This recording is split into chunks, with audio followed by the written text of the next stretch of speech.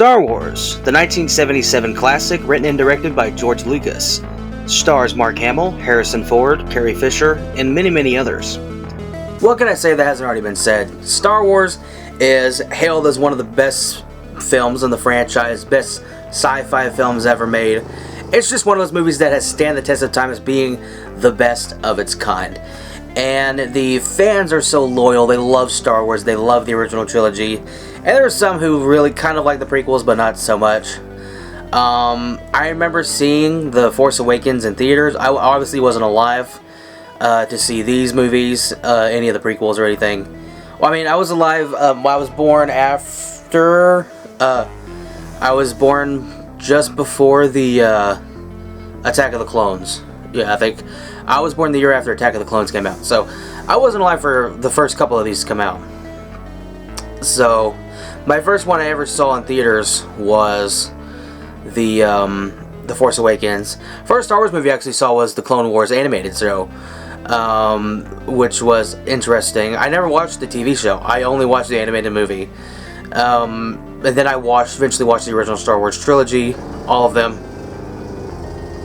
on VHS. They had, my dad, they had the VHS, the special editions, and the original, which is the only way you can watch the originals. If you don't have those, then you can't watch them. There is no physical, I mean, you can make them yourself, but there is no official physical release on DVD of the original trilogy of Star Wars.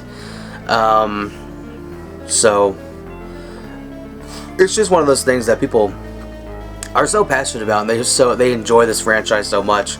And I thought I'd talk about it and give you my opinions. This one's not gonna be too long because I don't have very strong opinions that differ from the norm, so I'm just gonna give you what I liked best about it. Obviously there will be spoilers ahead, which that feels weird saying that because this movie is nearly 50 years old. It turns 2027. This movie will be 50 years old. So, yep, all you people out there who were alive, I remember seeing, like people say, I remember seeing this in theaters. You're all old. Just know that. My dad turns 50 this year. He remember Superman came out in 78. He says he remembers seeing the original Superman in theaters. This Christopher Reeve's version. So yeah, spoilers ahead. Going through. So yeah, let's get into that. I would say my first main positive about the movie is the miniatures. The miniatures look great. They were made by Paul Houston, who did who worked for ILM, Industrial Light and Magic. Made them look great. He made them all. They're all made by hand. The company pioneered the way the ships move and they flow, and pioneered how we do these kind of movies. Now you can all do it in a computer, but back then you had to kind of get creative, and they had the layer films. Like this back when movies were all shot on film, so they didn't have all the digital stuff that we get now. So it's really cool to see how they did this stuff, and yeah, just great craftsmanship that they were doing at the time. The way everything is designed, George Lucas took inspiration from different things: Seven Samurai, World War II era stuff. And he kind of encompassed that all into this sci-fi narrative that takes place and then way future. And yeah, so it's just really kind of interesting. You know, the way Darth Vader's helmet's designed and the stormtroopers, they all like kind of just modeled after the Nazis. They're kind of modeled after that look. And then you have stuff like the Seven Samurai, where they have the swords, but instead of like katana swords, they're like lightsabers. And that's another thing that Star Wars itself kind of paved the way for other movies to copy it. Like they have a light sword, but they don't call it a lightsaber because they can't call it a lightsaber because that's copyrighted. So they call it a plasma sword. They call it a this, that, and the other. And so yeah, they really paved the way for a lot of things that we see now in sci-fi movies. Yeah, and it was Star Wars, and Star Trek did before that. But not really a whole lot to say negative, aside from talk about it next, about the movie. It's a very simple story to follow. I think anybody can follow the story. You get invested in the characters. You want them to succeed. You want him to get the princess. You want Obi-Wan to beat Darth Vader. You get invested in these characters, and that's what you want. You want to be invested in the story you're trying to tell, while also attracting fans with the craftsmanship and the sci-fi and the aliens and all this stuff. And yeah, it's just a great sci-fi movie, and just a great film in general. Now, my main negatives lie on the crappy 90s CGI.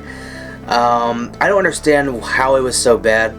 People really like Jurassic Park. I always thought Jurassic Park effects looked dated. Maybe they looked great 30 years ago, but they don't look as good now. But I think with the advancements in technology, it's gotten worse, and they keep upgrading it. The movie's on 4K now, so I can only imagine how bad it looks. It looks really bad on Blu-ray. I can only imagine how bad it looks on 4K. Other than that, there's nothing much negative that I can think of. Much negative that I can add. It is a little, when you're used to the other movies that are a lot more fast-paced, this one does tend to drag a little bit. But they get good and then they get bad with the prequels. I'm not one that normally shits on the prequels, but if I don't bring it up, then people get mad. So yeah, that's really my main negative, is the fact that it does drag a little bit, and obviously the bad parts of CGI. Now, I wish we had the original versions of Star Wars on Blu-ray and 4K, but unfortunately that'll never happen. I'm sure you can get them you could probably go on eBay and somebody will make them for you, but as of right now, there is no official physical release of the original parts that's not on VHS. So, with that being said, I still give Star Wars an A+. Great sci-fi movie, and just a great movie in general. But what are your guys' thoughts on it? Did you enjoy the movie? Did you like the special edition? Do you think the CGI adds anything? And most of you are going to say no. So, but yes, as of right now, I'm going to keep doing these in order of release. So it's going to be the original trilogy, the prequels, Force Awakens, Rogue One, Last Jedi, Solo, and then Rise of Skywalker.